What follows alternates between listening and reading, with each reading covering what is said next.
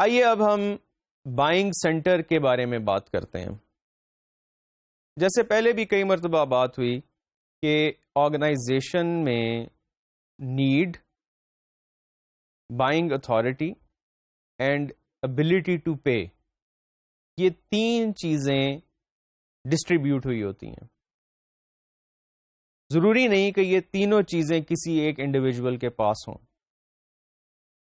اور آرگنائزیشن میں بہت سارے ڈپارٹمنٹس ہوتے ہیں اور ان ڈپارٹمنٹس میں بہت سارے لوگ کام کر رہے ہوتے ہیں، اور عین ممکن ہے کہ یہ تینوں کے تینوں رولز، نیڈ کا، بائنگ اتھارٹی کا اور پیمنٹ ایبلٹی کا، یہ مختلف ڈپارٹمنٹس میں ہو.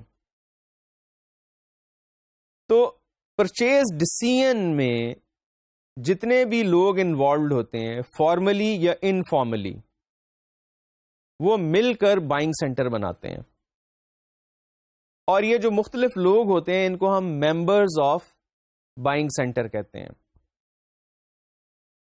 نیڈ کو کوئی انیشیٹ کر سکتا ہے کہ جناب اس چیز کی ضرورت ہے، وہ انیشیٹر ہوگا.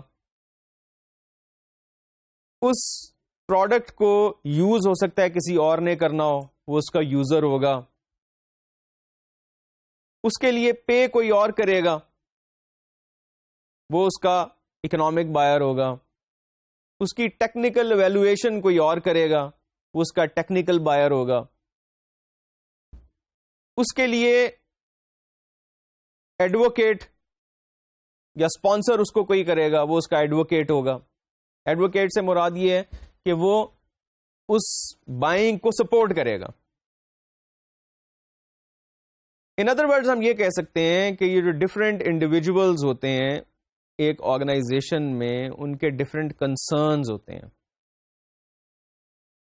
اور ان کنسرنز کو ہم کلب کر کے ڈفرینٹ قسم کے یوزرز آئیڈینٹیفائی کر سکتے ہیں کہ ایک آرگنائزیشن میں ڈفرینٹ طرح کے یوزرز ہیں. بنیادی طور پہ یہ یوزرز چار طرح کے ہوتے ہیں. ایک جس کو ہم کہتے ہیں یوزر بائر، ایک جس کو ہم کہتے ہیں اکنامک بائر، ایک جسے ہم کہتے ہیں ٹیکنیکل انفلوئنس اور ٹیکنیکل بائر، اور جو لاسٹ ہے اس کو ہم کہتے ہیں ایڈوکیٹ. اور ایڈوکیٹ کا کام یہ ہوتا ہے کہ اس نے اس پرچیز کو سپورٹ کرنا ہوتا ہے. اور یہ جو مختلف رولز ہیں یہ ایک شخص بھی پلے کر سکتا ہے. جیسے کہ پہلے بھی اگزامپل دی کہ آرگنائزیشن کا جو ہیڈ ہے، اگر وہ یہ سمجھتا ہے کہ کوئی نئی ٹیکنالوجی آرگنائزیشن کے بینیفٹ میں ہے، تو وہ جو ایک انڈیویجول ہے جو ہیڈ ہے آرگنائزیشن کا، وہی اس کا ایڈوکیٹ ہے، وہی اس کا اکنامک بائر ہے، وہ اس کا یوزر بائر ہے، اور اس کے ساتھ ساری آرگنائزیشن بھی اس کی یوزر بائر ہے.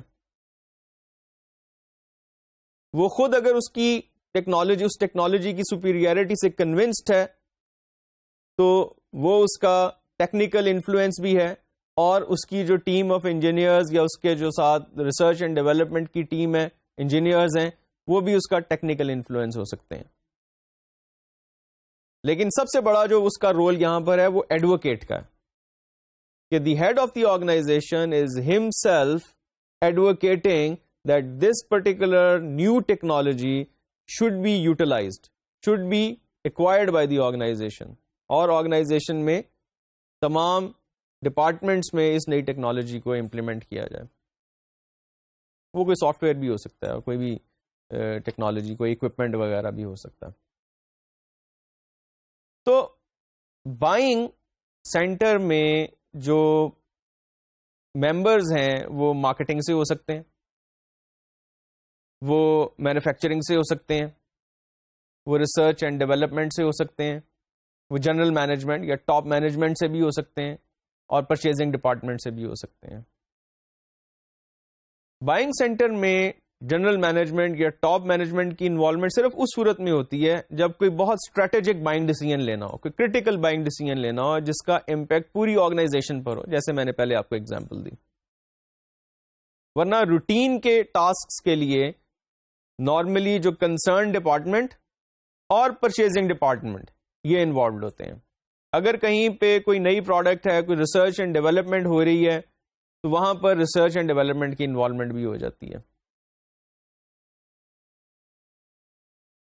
اب ہم نے جو بات کی کہ یہ مختلف قسم کے جو یوزرز ہوتے ہیں جو ہم ڈیفائن کرتے ہیں, وہ ایک رول پلے کر رہے ہوتے ہیں اور ان کی ایک کریکٹرسٹک ہوتی ہے اور ان کا ایک پوائنٹ آف فوکس ہوتا ہے. تو آئیے اب ہم ون بائی ون دیکھتے ہیں کہ ان ڈفرینٹ بائرز کا رول کیا ہے, ان کی کریکٹرسٹکس کیا ہیں اور ان کا فوکس کیا ہوتا ہے پرچیزنگ کے دوران. تو سب سے پہلے ہم دیکھتے ہیں اکنامک بائنگ انفلوئنس کو. اکنامک بائنگ انفلوئنس کا رول ہے that they always ask the question why اور they gives the final approval. یہ ان کے دو رول ہیں. کریکٹرسٹکس کیا ہیں؟ They have the access to money, they can release money and they have the veto power. Focus ان کا کس پہ ہوتا ہے؟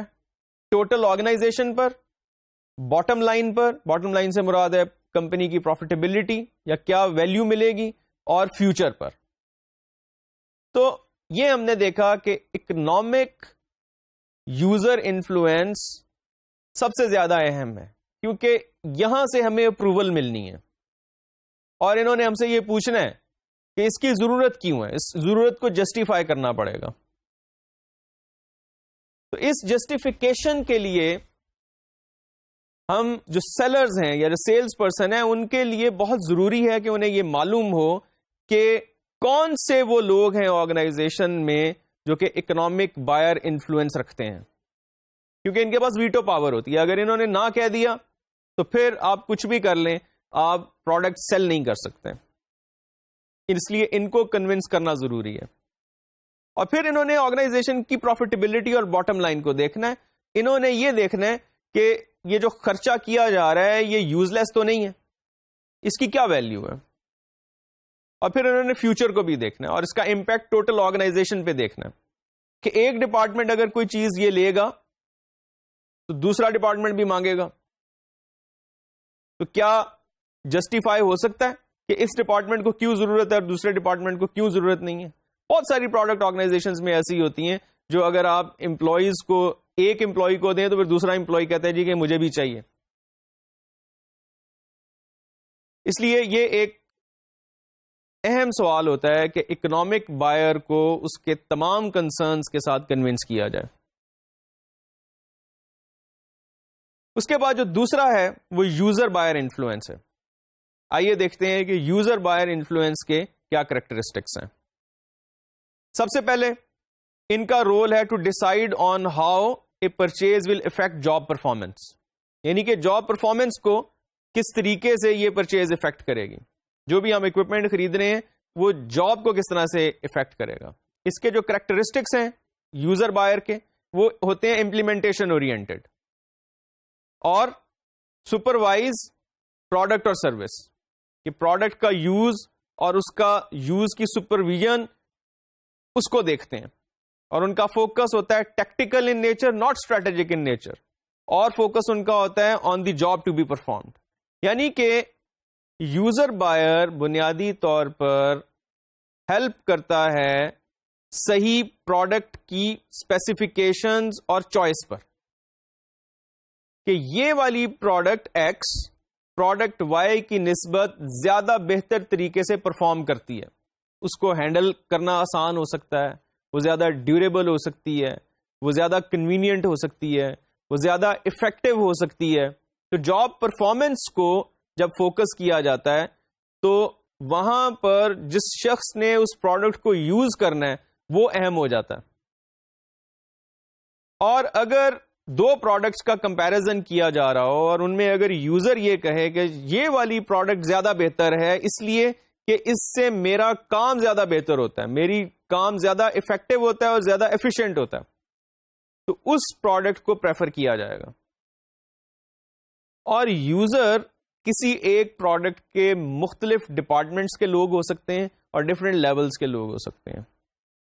اس کی مثال یوں لیتے ہیں کہ جیسے اگر کوئی کمپوننٹ ہے جو کسی پروڈکٹ میں یوز ہوتا ہے، لیٹ سے کوئی پروڈکٹ ہے جو کہ مینوفیکچر ہو رہی ہے اسمبلی لائن پہ، تو اس اسمبلی لائن پہ جو پروڈکٹ مینوفیکچر ہو رہی ہے وہ اس میں جو کمپوننٹس استعمال ہوتے ہیں، سب سے پہلے اس کی جو اسپیسیفکیشنز ہیں وہ انجینئرز ڈسکرائب کرتے ہیں. تو انجینئرز یوزر ہوئے. اس کے بعد اس پروڈکٹ کو جو اسمبلی کے اوپر ورکرز پروڈکٹ کے اندر اسمبل کرتے ہیں وہ اس کے یوزر ہوئے. اور تھرڈ لیول کے اوپر جو آرگنائزیشن اس کمپوننٹ کو سیل کر رہی ہے وہ اینڈ کسٹمر سے پوچھ سکتی ہے کہ جی اس پروڈکٹ کی پرفارمنس کیسی ہے، اس کمپوننٹ کی آپ کی ٹوٹل پروڈکٹ میں پرفارمنس کیسی ہے. اس کی ایگزامپل آپ اس طرح سے لیں کہ اگر ہم یہ کہتے ہیں کہ ایک ٹائر مینوفیکچرر ہے، تو وہ ٹائر ایک آٹو موبائل میں یوز ہونا ہے اور وہ آٹو موبائل ایک اینڈ کسٹمر نے یوز کرنی ہے. تو وہ آرگنائزیشن جو آٹو موبائل بنا رہی ہے، اس کے انجینئرز، اس کی پروڈکٹ ڈیولپمنٹ کے لوگ، وہ اس پروڈکٹ کے یوزر ہیں کیونکہ وہ اس کی اسپیسیفکیشن سیٹ کرتے ہیں.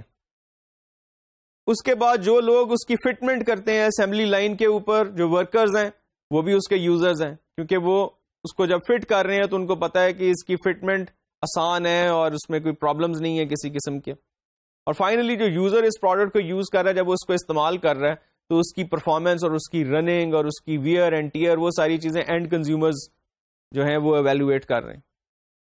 تو ان تین لیولز کے اوپر پروڈکٹ یوز ہو رہی ہے اور ہر ایک کے کنسرنز ڈفرینٹ ہیں. تو یہ تھا یوزر بائر. اور یوزر بائر کی انڈرسٹینڈنگ، اس کی کیا اسپیسیفک نیڈز ہیں، وہ بھی سیلز پرسن کو پتا ہونی چاہیے اور یہ پتا ہونا چاہیے کہ ان کا ایک اہم رول ہے. تو یوزر بائنگ انفلوئنس کے بعد جو تیسرا انفلوئنس ہے وہ ٹیکنیکل بائنگ انفلوئنس کہلاتا ہے. ٹیکنیکل بائنگ انفلوئنس کا رول کیا ہوتا ہے، اس کے کریکٹرسٹکس کیا ہوتے ہیں اور اس کی فوکس کیا ہوتی ہے، آئیے اس کو دیکھتے ہیں. رول ہے ٹو ایلیمینیٹ الٹرنیٹیوز، یعنی کہ جو 2 یا 3 یا 4 آپشنز ہیں ان کو ایلیمینیٹ کر کے ایک آپشن پہ اس کو بلاک کر دیا جائے.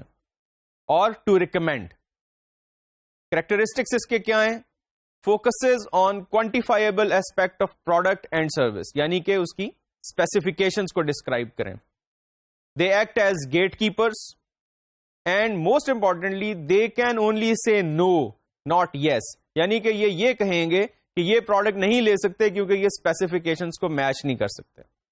اور اسی طریقے سے ان کا فوکس ہوتا ہے پروڈکٹ اسپیسیفکیشنز پر، اور یہ کہہ سکتے ہیں کہ واٹ بٹ ناٹ وائی. تو یہ ہم نے دیکھا کہ ٹیکنیکل بائنگ انفلوئنس بیسیکلی ہمیں ریکمینڈ کرتا ہے کہ کون سی پروڈکٹ اسپیسیفکیشن کے اعتبار سے بہتر ہے، ٹیکنیکل گراؤنڈز پر زیادہ بہتر ہے. اور یہ نہیں ہمیں فورس کر سکتے کہ جی آپ یہ پروڈکٹ لیں یہ زیادہ بہتر ہے، بلکہ یہ کہہ سکتے ہیں کہ یہ پروڈکٹ نہ لیں یہ بہتر نہیں ہے. اور بائنگ سینٹر میں جو چوتھا اور آخری انفلوئنس ہے اس کو ہم کہتے ہیں ایڈوکیٹ. ایک آرگنائزیشن میں مختلف لوگ یا مختلف لیول کے لوگ ایڈوکیٹ ہو سکتے ہیں. ایڈوکیٹس ان سائڈ دی آرگنائزیشن بھی ہو سکتے ہیں اور آؤٹ سائڈ دی آرگنائزیشن بھی ہو سکتے ہیں. اس لیے سیلز پرسن کا یہ بہت اہم کام ہے کہ وہ یہ آئیڈینٹیفائی کرے کہ کون سے لوگ اس پرچیز کے لیے ایڈوکیٹ کا رول پلے کر سکتے ہیں. آئیے دیکھتے ہیں کہ ایڈوکیٹ کا رول کیا ہے، اس کے کریکٹرسٹک کیا ہیں اور اس کا فوکس کیا ہے. Role: an advocate helps guide the sale. Characteristics: may be inside or outside of the buying organization and furnishes and interprets information. اور فوکس کیا ہے ایڈوکیٹ کا؟ your success. تو ہم نے یہ دیکھا کہ جو ایڈوکیٹس ہوتے ہیں وہ آرگنائزیشن کی سکسیس کو فوکس کرتے ہیں. یہ آرگنائزیشن کے ویل وشرز ہو سکتے ہیں, کوئی اہم سپلائر بھی ہو سکتا ہے, کوئی بزنس پارٹنر بھی ہو سکتا ہے, کوئی اسٹیک ہولڈر بھی ہو سکتا ہے, کوئی پرسنل فرینڈ بھی ہو سکتا ہے کسی کی ڈیسیژن میکر کا. جیسے کہ پہلے کہا کہ ان سائڈ دی آرگنائزیشن بھی ہو سکتا ہے اور آؤٹ سائڈ دی آرگنائزیشن بھی ہو سکتا ہے. تو ایڈوکیٹس کا فوکس ہوتا ہے آپ کی سکسیس, آرگنائزیشن کی سکسیس, اور وہ سیلز کو گائیڈ کرتے ہیں کلوزنگ کی طرف کہ جی یہ پروڈکٹ صحیح ہے, اس پروڈکٹ کو خرید لیا جائے, یہ ڈیسیژن صحیح ہے, اس ڈیسیژن کو بالکل کیا جائے, یہ فیصلہ بالکل درست ہے آرگنائزیشن کے لیے. تو ہر آرگنائزیشن کے کی ڈیسیژن میکرز کے ساتھ ایڈوکیٹس منسلک ہوتے ہیں, اور جیسے پہلے کہا کہ یہ ایڈوکیٹس ان سائڈ دی آرگنائزیشن مختلف ڈپارٹمنٹس میں سے ہو سکتے ہیں, اور آؤٹ سائڈ دی آرگنائزیشن یہ ایڈوکیٹس ٹاپ مینجمنٹ کے پرسنل فرینڈز ہو سکتے ہیں, یہ ایڈوکیٹس کی ڈیسیژن میکرز جو مختلف ڈپارٹمنٹل ہیڈز ہیں ان کے فرینڈز ہو سکتے ہیں, کوئی اہم اسٹیک ہولڈر, کوئی اہم سپلائر, کوئی ممبر آف بورڈ کے ریلیٹیو یا واٹ ایور. تو ہم یہ دیکھتے ہیں کہ یہ ایڈوکیٹس بہت زیادہ یوزفل ہوتے ہیں سیلز کو کلوز کرنے میں اور سیلز کو انفلوئنس کرنے میں. اس لیے سیلز پرسنز کے لیے یہ بہت ضروری ہوتا ہے کہ وہ یہ جان سکیں کہ کون سے لوگ ایڈوکیٹس کا رول پلے کر سکتے ہیں. تو آج کے لیکچر میں ہم نے بائنگ سینٹر کے کانسیپٹ کو ڈسکس کرنا شروع کیا. ہم نے وہاں پر نیڈ, اتھارٹی ٹو بائی اور ابیلٹی ٹو پے, ان تین چیزوں کی بات کی, اور ہم نے یہ کہا کہ یہ آرگنائزیشن میں ڈسٹریبیوٹ ہوئی ہوتی ہیں, اور ہم نے یہ کہا کہ یوزر بائرز ہو سکتے ہیں, ہم نے یہ کہا کہ ٹیکنیکل بائرز ہو سکتے ہیں, اکنامک بائرز ہو سکتے ہیں, اور ایڈوکیٹس ہو سکتے ہیں. تو ہمارے آج کے لیکچر کا ٹائم اب ختم ہوتا ہے. ہم یہاں پر ہی آپ سے اجازت چاہیں گے, اور انشاءاللہ تعالی جو اگلے لیکچر میں ہم باقی کے دو کانسیپٹ جو اکاؤنٹ ریلیشن شپ مینجمنٹ سے ریلیٹڈ ہیں ان کو ڈسکرائب کریں گے. اب میں آپ سے اجازت چاہوں گا. اللہ حافظ.